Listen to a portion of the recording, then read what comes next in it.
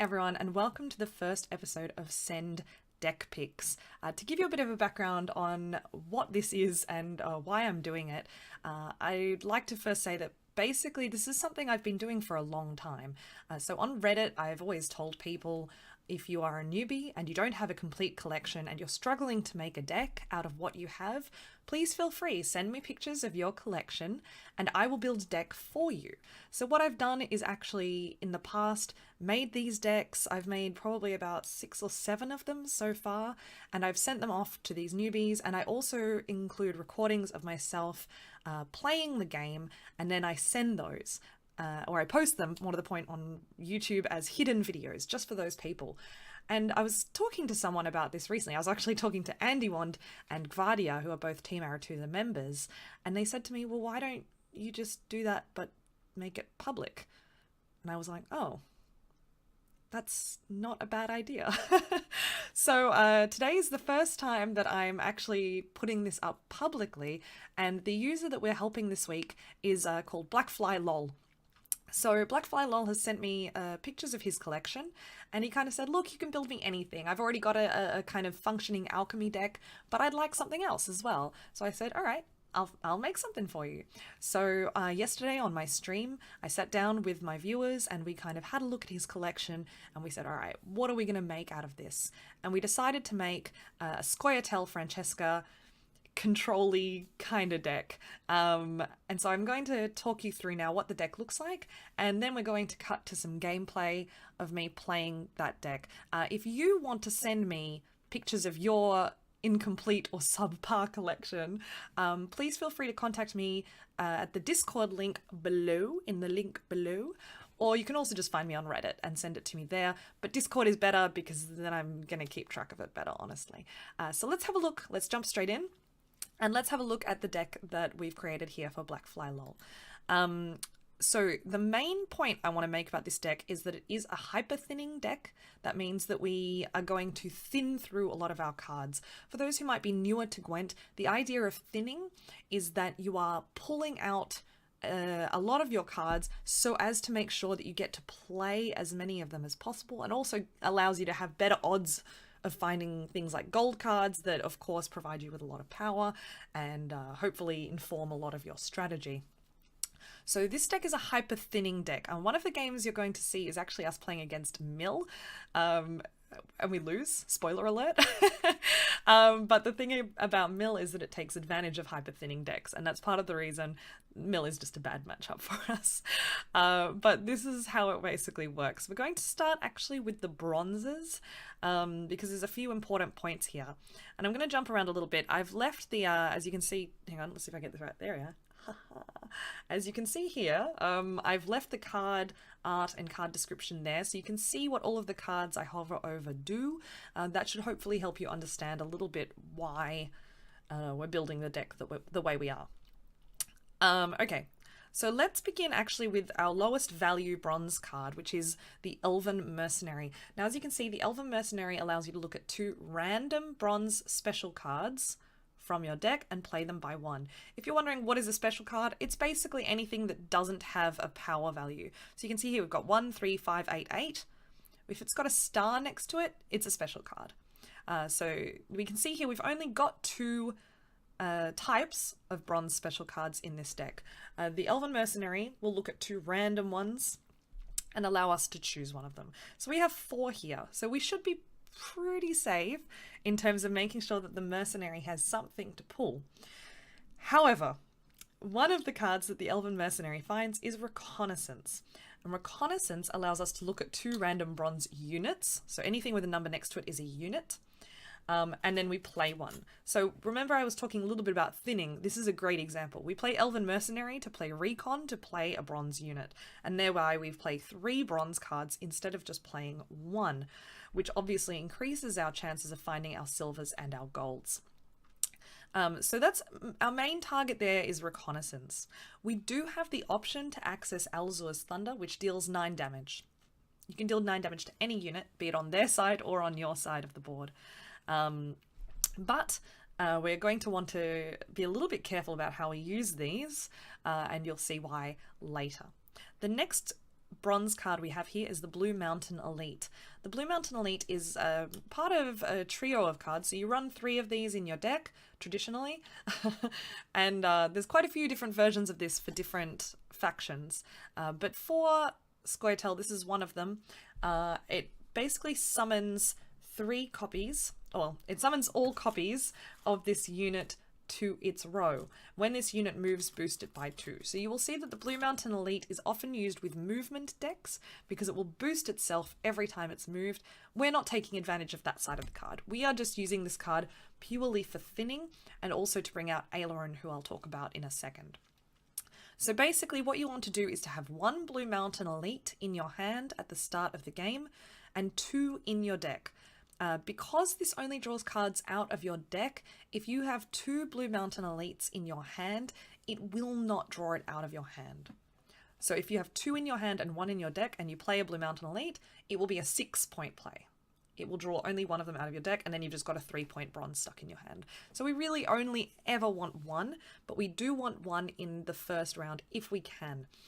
The reason being, this is another example of how we are thinning this deck. We want to get the Blue Mountain Elite out so that we do not pull them in rounds 2 and 3, and we instead pull something we really want. Okay, so then let's have a little look. We're actually going to skip over the officer for now, and we're just going to have a look at these 2. This is a classic Gwent combination. There are some cards that you just play together. Letho and Regis is one of them. And this is the Dragoon and the Farseer. It's a classic combination, and the reason is this. The Farseer's ability is that it will boost itself by 2 any time another ally or unit in hand are boosted during your turn. So something on your side of the board or in your hand is boosted in your turn, and the Farseer will therefore boost itself by 2. So the Dragoon boosts a random non-spying unit in your hand by 1 on turn end. So the Dragoon will boost a unit in your hand by 1. The Farseer goes, oh, a unit in my hand has been boosted. I will boost myself by 2. And you are therefore getting 3 points per turn. If you're playing 1 Dragoon and 1 Farseer, you're getting 3 points per turn. Admittedly, one of those points is into your hand. So it's basically building up the ability for you to drop significant amounts of power in rounds 2 or 3.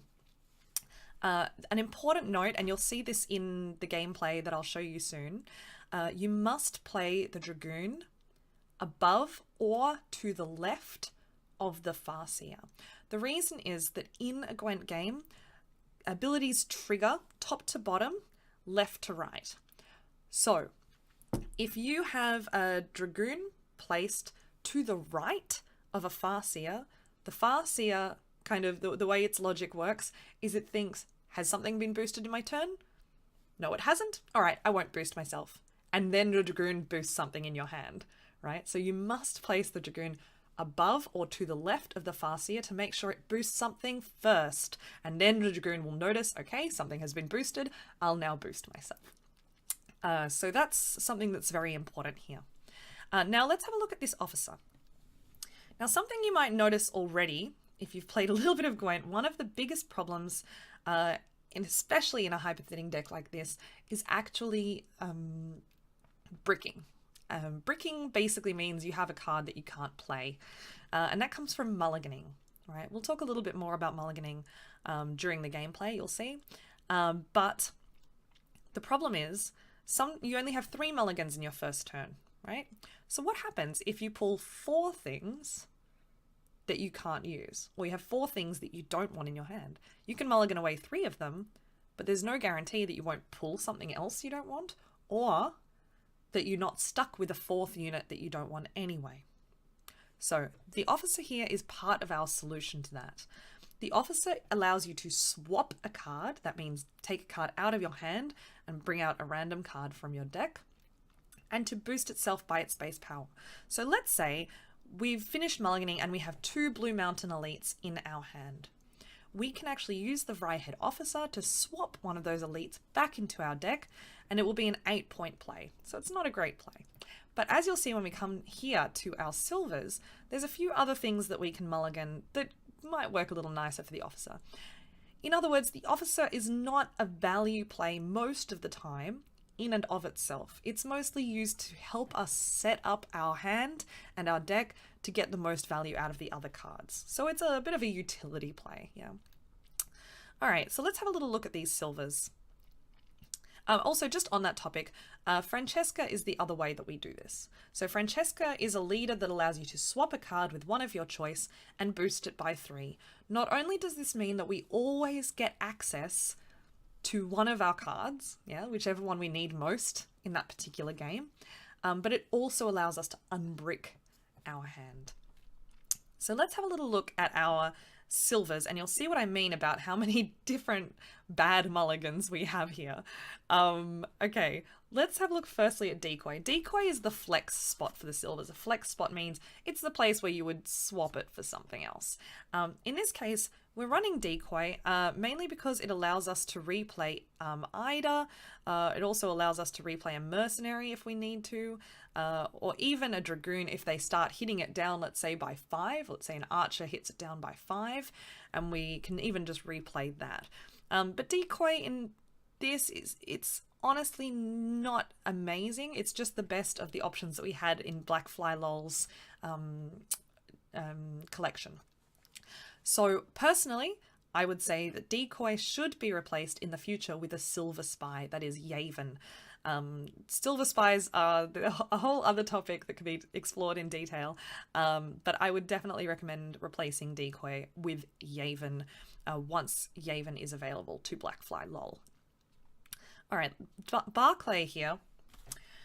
Barclay, this is another classic combo. Now I was talking about classic combos here with the Dragoon and the Farseer. This is another one. Barclay Cleaver is a classic combination that kind of allows us to pull a lot of power, especially early in the game. And this is good for engine removal. This is good potentially for early tempo. And it works really nicely with Yavin if we do end up finding Yavin in the future. So Barclay allows you to play a random bronze or silver dwarf from your deck and strengthen it by 3.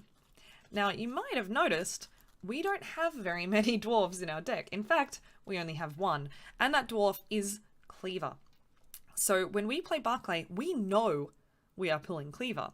Of course, this means Cleaver must be in our deck, and this is another example of a card that we definitely want to mulligan away at the beginning of the round. Or if not, we use the Officer for Cleaver for a 12-point play. We put Cleaver in our deck, and then we have enabled Barclay. So that is a combination we want. Barclay onto Cleaver alone is 12 points, but the thing is that Cleaver's ability is to deal 1 damage for each card in your hand. So at the start of a game, you could have 10 points of damage, but of course, the longer you wait, the less points of damage you have, but there isn't always a good target early on in a game for Cleaver to hit. So, of course, it's really a matter of judgment as to when you're going to drop Cleaver. But it can be very useful, especially to remove something like, for example, a mangonel or something else that might provide a lot of power to your enemy. So, there we have, that's Barclay Cleaver. The next card we have is a very standard silver mage. These exist in every faction. Ida is a weather clearing mage, so she can provide clear skies. She can spawn clear skies to get rid of things like weather if we're playing against Axeman or Frost. She can also spawn fog if you are playing against someone like Alchemy. Something like fog can be very good because Alchemy doesn't usually run a weather clear. And she can also spawn Alzor's Thunder, again, for just some engine remover. Alzor's Thunder, as you saw before, does 9 points of damage, so that's also a good option for her. So a very flexible card, very good card, especially for beginners to get to know their matchups. Roach. Now, Roach is a classic. Roach is played whenever you play a gold card from hand. So Roach also must be in our deck. So that's another card we don't want. And another card we don't want in our hand is Aileron. Aileron comes out if 5 elf allies are on the board on turn end. And she will appear on a random row. Okay, so this works really well with our with our Blue Mountain Elites. So we're playing the Blue Mountain Elites. Turn 1, it's 9 points, which is not amazing, right? But if we play then an Elven Mercenary onto a Reconnaissance, onto a Dragoon or a Farseer, suddenly we have 5 elves on the board and we get an extra elf out. We get an extra 6 points. So it can be very powerful. The other nice combo that we can do, which we didn't get a chance to do in the example games, you'll see, is to actually play the Vryhead Officer onto Aileron. So if Aileron is in our hand, we can play the Vryhead Officer to swap Aileron. We get 11 points on the board, but if there are already 4 elves on the board, the Vryhead Officer provides the 5th, and then we swap Aileron out for 11 points, and then Aileron comes out of our deck. So it ends up being a 17-point play in 1 bronze card. So that can be very powerful as well.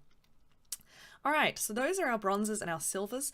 Let's have a little look here at our golds. We have a lot of value golds here. The first card that we're going to look at is Hyperthin. Now you might remember that I said early on that bronzes, for the Elven Mercenaries, we don't want to play 2 Thunders, and here's why. Hyperthin allows us to play a bronze spell, boon, or hazard from our deck twice. Now, we only have 1 bronze spell, boon, or hazard, and that is Alzur's Thunder. Luckily, with Hyperthin, you only need to have 1 copy of that bronze card in your deck, and she will spawn the 2nd copy, right? So we can play 1 of these Alzur's Thunder from our hand or with an Elven Mercenary, but we always want to have 1 in deck so that we can play it with Hyperthin. If, for example, we are playing Hyperthin from Francesca, then that is 5 points, because Francesca boosts by 3, plus 2 Alzur's Thunder, which is 18. So it becomes a 23-point play. So straight away you can see how Hyperthin can provide even more value than Cyrenova if you are in a position where you can drop that kind of power, i.e. if your opponent has units with 9 or more power, 2 units with more than 9 power. So Hyperthin can be very powerful, but again, it's just very important that we keep 1 copy of Alzur's Thunder in our deck. The next card to look at is Shirou. Shirou is a staple of Scoia'tael, and really, for me, I can't think of a Scoia'tael deck that couldn't run Shirou. Shirou is very, very, or maybe Spellatail, but anyway, Shirou is a very, very powerful card, and he provides a lot of different uses. But what he does, he spawns Scorch, which kills the highest or destroys the highest units on the board. Or Epidemic, which destroys the lowest unit or units on the board. So, for example, if your opponent has an 18-point card and you've got a 17-point card, it will burn the 18-point card and you just are happy. Alternatively, if you play it for Epidemic, then, for example, maybe you're playing against Nilfgaard soldiers and they've got a lot of 3-point units on the board. If there are no 1- or 2-point units on the board, Shirou can eliminate all of those 3s. So it's very nice. It is important to note that Shirou can Epidemic himself. So if Shirou is the lowest point, the lowest unit on the board, then you will, and you play Epidemic, you will just destroy your own Shirou. That's an important thing to note because we all find out the hard way. So yeah, very important, very flexible card, very nice to have. Dandelion Poet is just a pure value tempo play. You play Poet, he pulls 1 unit from your deck into your hand, and then you can choose any unit in your hand to play. One important thing to note is that if you play Dandelion Poet, you cannot then play your leader. So you can't play Dandelion Poet onto Francesca. That's the only restriction that I know of in terms of Dandelion Poet. The other important thing to note is that Poet could pull Roach before Roach is summoned. So ideally, you want to play another gold card and get Roach out of your deck before you play Poet. Ideally. But sometimes you won't have that luxury and you'll just have to risk it. The last card is Triss Telekinesis, one of the most powerful cards in the game at the moment. She allows you to create a bronze special card from either player's starting deck. So we already have 2 bronze special cards in our deck, so she will usually pull for us Reconnaissance or Alzur's Thunder. If your opponent is running a lot of bronze special cards, there is no guarantee that you are going to find one of your own. So this is especially relevant, for example, against alchemy. If alchemy is running a Mardroim, an ointment, and a Mahakam Ale, you might find all three of those. You might not find a Reconnaissance or Alzur's Thunder at all. So it is important to note that in some matchups, you need to stay flexible as to when you play Triss. She won't always be able to play what you're hoping for. Okay, and so that's the deck. That's it. This is the deck we've created for Blackflylol. It is a Hyperthin deck. There is a lot of power from these things that come out of our deck, specifically from Aileron and Roach. And then we're building value in our remaining cards, ideally gold cards, using the Dragoon and the Farseer, and we are trying to make sure that we don't get a Mulligan Nightmare using the Officer and Francesca to set up our hands. So thank you so much for sticking with me so far. We'll now go to the games. These were played on stream, so you'll see me reacting to chat, and unfortunately you can't see what chat was saying, but hopefully you'll be able to follow my line of thought, and yeah. Thank you so much. Also, before I go, if you enjoyed this video, please do hit the subscribe button. I'm kind of new to YouTube, to be honest, so it's still a bit of a mystery to me, but I would appreciate any and all support you can show. Also, hit the like button, leave a comment. I read all the comments that are left for me. So yeah, and you can also add me on Twitter, watch me on Twitch, whatever. Okay, cool. Anyway, let's go to gameplay, and I hope you enjoy it. The North shall tuck tail that's all right. and beg for mercy. No, it's a bit too low, really, isn't it? We do what must be done. All right, let's try that. Yeah, there we go. Now we're in business. Okay, so this is a much less friendly hand. The first thing I want to do is blacklist the Blue Mountain Elite. Let's do that. We want to lose a Thunder. Oh, that's horrible. We can swap the Roach later. I'm thinking that we will, actually. Maybe we'll lose a recon here. Because otherwise, if we recon into 2 Elven Mercenaries, we're so screwed. Yeah, right. Alright, nice. Cool. Could be worse. Yet again, we got blue coin, which kind of sucks. But so be it. Alright, so the first thing we're going to do... It is a bit of a Mulligan Nightmare Kochwa, but I think it's the only way we're going to do this. So firstly, we're just going to get the Blue Mountain Elite out. Death awaits us all. If this is hand buff... How no, it's did not. that Okay. incantation go? So this is some sort of Emir alchemy. Odd, but sure. Fine. I think the first thing we're going to do is actually Francesca away the Roach, and we're going to bring Ithlin into our hand. I think that's our best bet here. We do what must be done. Just while we can still get away with it. Mytherion. Hey, fellow dugongs. Feeling better, Apero? Yeah, so I wasn't really sick. For those who might be wondering what we're talking about. Oh my god, guys. Early double scorch? Will we find better than a 24? I'm not sure we will find better than a 24. Maybe we take it early. Easy epidemic? Lol lol lol. Contra is such a troll sometimes. I don't know. Do we take it here? We will be 20 ahead, but it's not actually that good. We could also just take out Barclay Cleaver. I don't know. I still think we want to play this stuff in this round and then use Scorch in round 3. I still feel like that's the right way to go. Let's stick to our strategy. Let's not try to get too fancy. It's a high-end Shiru. It is. But I'm not sure that's the most useful at this particular point in time. And we still don't really know what their deck is. Yeah, it is Mill. It is Mill. Alright. Good. So we're going to save this Slave Driver for until they play Brain, Stregobor, and hopefully then we can use the Cleaver to kill him there, I think. We lose. Yeah, I know we lose. This is a Hyperthin deck. We definitely lose. That said, we could just play Ithlin for 5 points rather than playing her for a card. But let's see if we can do it, huh? I think the moment we see a silver... Once we see a silver milling card, I think we just pass on them.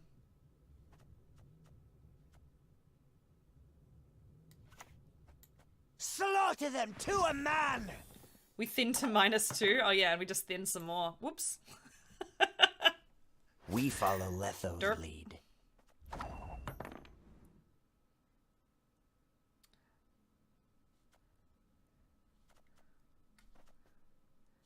Huh.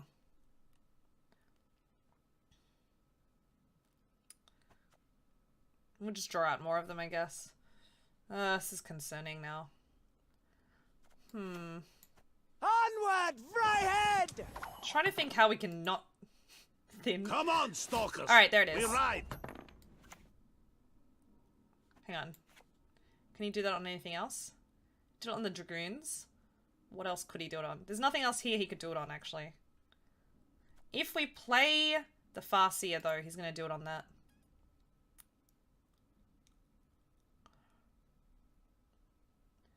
So maybe we just kill this one.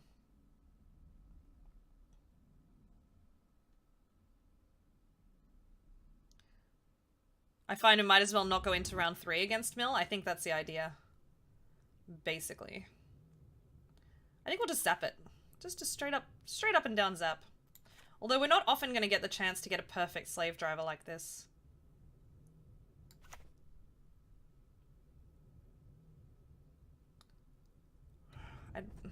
To work! I don't love it, but let's do it.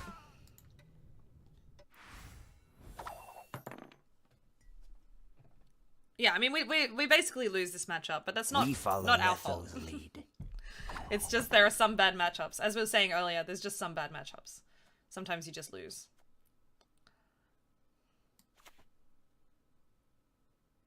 Not afraid? You should be. Can you explain mill decks? Sure, never to rest. So the idea behind a mill deck is basically that you constantly are playing cards that draw more cards from the deck, right? So what does this mean? This means that, for example, synergy kind of goes out the window. So for example, if they get us to draw enough cards that we pull our other Alzor's Thunder out, suddenly our Ithlin is just a 5-point card, right? She's not worth anything. As she is right now, she's worth 19. No, whoa, what am I doing? I'm underestimating it. 23 points, right? Cards like Poet, if we have 0 cards in our deck, cards like Poet are also just a 6-point card. So basically you just pull things out of the deck until the person can't do anything anymore and they're just playing low value cards. Especially when you're playing things like Mercenaries, that's obviously kind of shitty.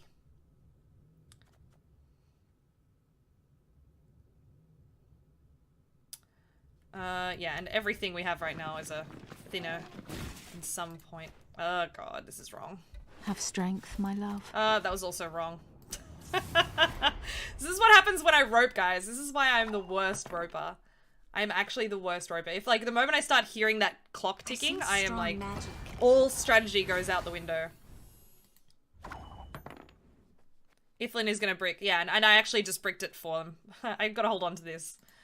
Alright, I think we, this is gonna really suck. I think we have to Shiru and then get out of the round. Because otherwise, we just have a dead Ithlin.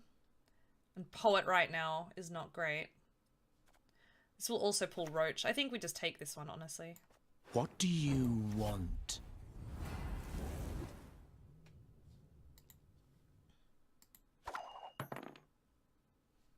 Be right back, have to take care of a few things. No problems, Fox. I'm sorry I just saw your message. But if you're still there, then no problems, and have a good one. Patience is not a virtue I am known to have. Ah, there's Streggers. Good old Streggers.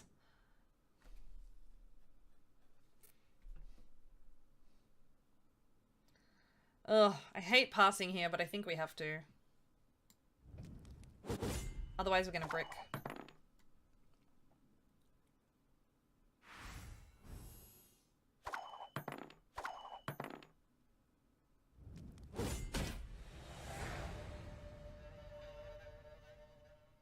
So they already took the Stregger Ball back into their hand, so we know that that's coming. So we know we're getting at least 2 more out of the deck. And then after that, we're kind of just screwed, honestly. Ugh, gross.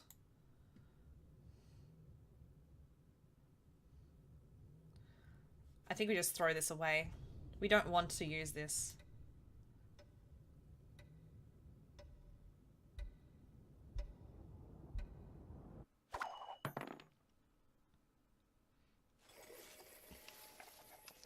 Novice into Of one. course, as you wish, master. Oh, they're just gonna chain. Okay. Sure. Of course, as you wish, master.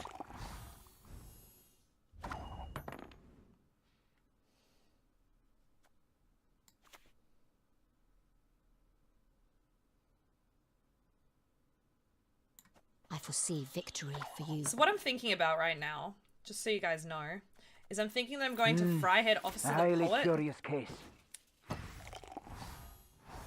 Alright, there's our double Ithlin.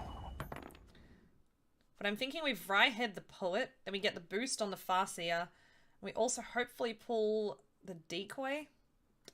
The problem is, we need to Ithlin first. We need to Ithlin first, because otherwise we might pull the Thunder. I hate playing a thinning card when I know it's Mill, but I don't see that we have much of a choice. When the white frost comes, do Gross. not eat the yellow snow.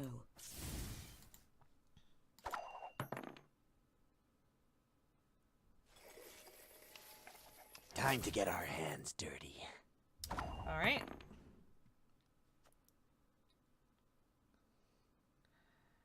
Oh, this is gonna suck. Okay, so we've Right-Head Officer, the Poet. We hope that we pull Decoy. Huh. No, I don't love it. Fryhead!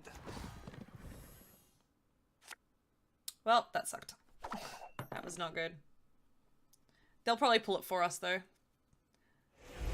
That's not Stregobor, so their last card is Stregobor. So we can just play this on the 5 and we stay ahead. I think that's how we do this. They play Stregobor, we pull Poet and Decoy, then we Decoy Eater again. If we need to win Why this have you round. summoned me?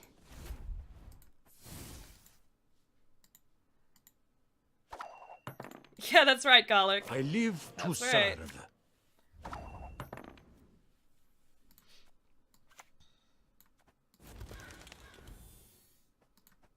Why have you summoned me? Now here's a question. If we hit this, do they run Decoy as well? Ooh. I hope not, but they probably do. If they have Decoy right now, then... She's closing in. Not. Oh boy. Okay, we just lose. 2-0'd. 2-0'd, because this is dead, this is dead, this is dead. So we've got 2 points. Nothing to be done about that. I mean, we were always going to lose that matchup, though. Unfortunately. Alright, one more, because I actually am quite enjoying this deck, and that was a bit of a Nick special. More cards than points? Exactly. Hi, Henno, how you doing? I'm actually enjoying playing this deck, despite the fact that it has a lot of problems. But generally speaking, I think it's good for the level that Blackfly is at. I think it can work quite well for them. I'm very well, thank you. The voice is okay. I can still feel like it's still a little bit uncomfortable, but I think I'll stream for maybe another hour and a half. Yeah. And then I'll probably leave it.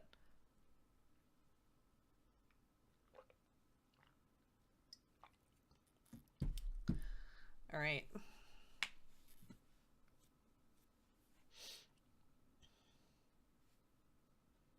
Yeah. There is but one punishment for traitors. Today was the first day when it felt absolutely fine. Squesme. I swear if this person is also Mill, I'm just quitting. I'm escape entering and finding a real game. Alright, let's blacklist the Blue Mountain Elite. Oh boy. Alright, let's get rid of Aileron and Cleaver. Alright, that's okay. Could be worse. Pasek gave you a host. Yeah. 57 by the looks of it. Yeah, it was unexpected but welcome, I guess. Playing against Mill is so frustrating. It's not... I actually don't mind playing against Mill, but with this deck there's no point because we really play a hyper-thin deck. Like, there's no way for us to play against Mill. And it could be, because look how many cards they have.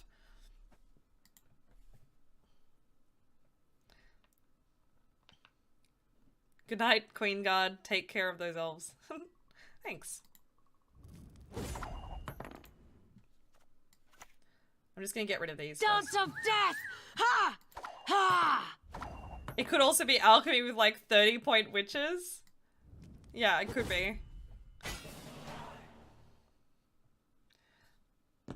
Just to be safe, I'm going to play out the next round. They are level 12. Oh, right. Okay. That actually explains it. That actually explains it. Ugh, this is kind of gross. We've got to unbrick this with, we'll unbrick this with Francesca. Or we could do it with that. What are we missing? Poet. Let's bring Poet out. Actually, maybe we should wait until we know what they've got. I foresee victory for you. You guys are hilarious. For those who don't know, Team Aretusa is boss. Like honestly, I know I'm in it, so I'm totally biased, but everyone's super friendly. Everyone supports each other a lot. I have no time. Oh, it's spies. A highly curious case. Heno is boss. That's true. That's true. And also Kochwa is going to be one of our guests on Monday's talk show. For those who don't know, hang on. I don't think I've updated my command. Or maybe it's Gwent talk. I don't even remember my own command. Oh no, that's the latest episode. Oh well, the next one is on Monday at 10 p.m. on the Team Aretusa Twitch channel, and yeah, Koch was one of our guests, so you should definitely watch that. Be there or be a square. My folk have suffered much.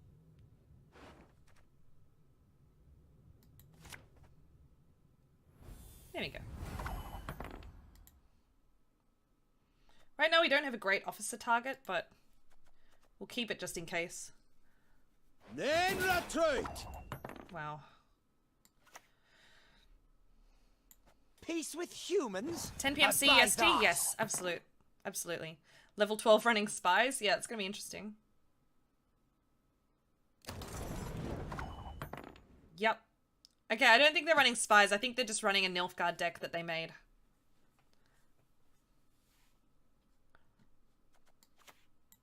A storm is coming. Let's enjoy the weather while we still can. This moment, I've seen it already. Shoot Nilfgaard? Oh man, it could be. So far it could be. Hey, you might be onto something here, Heno. Okay, guys. So for those who are a little bit newer to the game, the cow carcass, right? The rot tosser. You play a cow carcass onto a row, and after 2 turns, it destroys all the lowest units on the row. So what is the problem here? What did our opponent do? How did they misplay here? Anyone want to yell it out in chat?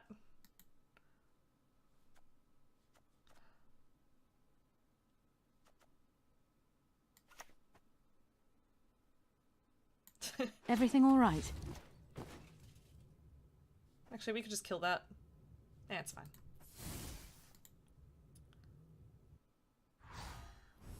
That's right. So the best they can get in this scenario is that it kills the Elven Mercenary. Yeah, if they'd put it up here, it could have killed Aileron, which is worth 6. They could have gotten 5 more points. I mean, I would have blocked them anyway by playing the Mercenary there, but they weren't to know that. If they were about to kill... If they kill... Oh, man! They could have done such a good thing. You know, guys, they could have just done such a good thing. They could have played the Enforcer to kill the Mercenary, and then the Cow Carcass would have killed the Farseer. But they missed that opportunity. And then we could have played Barclay anyway, but still. Still. It hurts. Let's get Cleaver out. The longer we wait for Cleaver, the weaker he's going to be. Right now he's worth 6 points. I'm going to play him here just in case. They have Get the move on, lads. Look alive. grand plans to that effect. Enough gob flopping.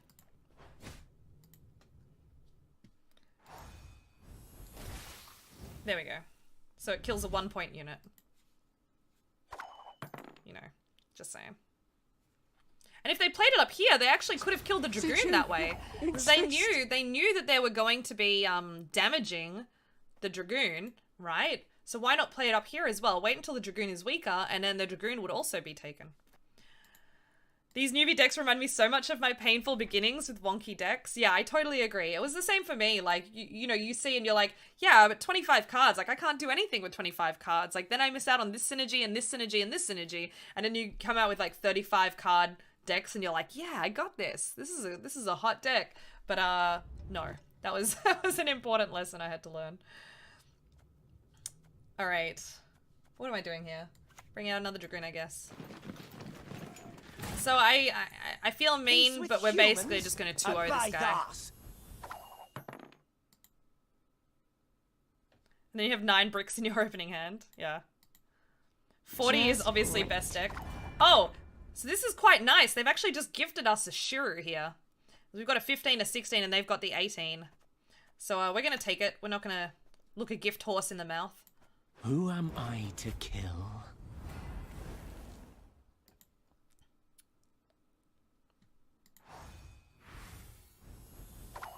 Oh man, we are generating so much points. This is 1, 2, 4, 6. We're generating 6 points per turn right now. Apero bullying level 12 players? Yeah, I am. But I mean, in my defense, we're doing it to demonstrate a deck for a low ranked player. So there's also that. I think we can just select nothing for the Freihead Officer. Honestly, we could probably just pass here and still win. By a lot. Maybe we should do that. Give them at least 1 round. Nah. We'll just 2-0 them. Blood and neck ends. Similian Vart. This is a perfect nice person pass? No, I had a moment. I just deleted Gwent. Time to enjoy watching Apero? What? Why did you delete Gwent? Or are you just saying because I'm so entertaining?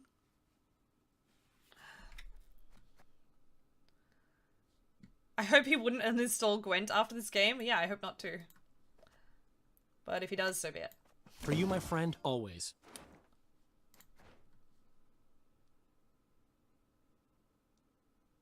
Huh. We actually don't have a lot we can do with that. Guess we'll do that. Onward, Freihead! If they have Letha Regis, this would be the best turnaround. No, it's still not enough though, actually. But still. I quit Gwent in December, but still enjoy watching streams. Oh, there you go.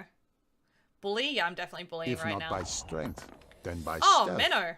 Yeah, cool. Cool.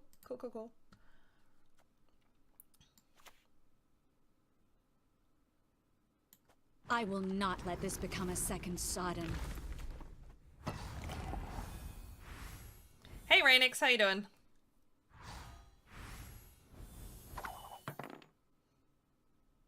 We're just building decks for newbies. Newbies. The North shall tuck tail and beg for mercy. Did they play a single Alba Pikeman? I hate portals. Is that a thing that happened? They're not running shoot because we've seen 2 enforcers. Why did they only play 1 pikeman? I missed that. I missed that moment.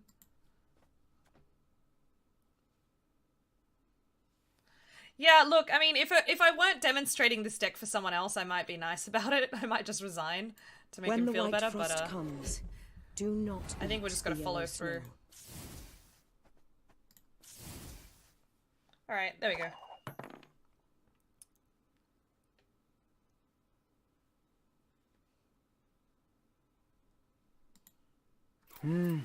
A highly curious I lost case. 7 matches in a row because Have opponent strength, created a my win. love. This is a disaster. Yeah, it's pretty brutal.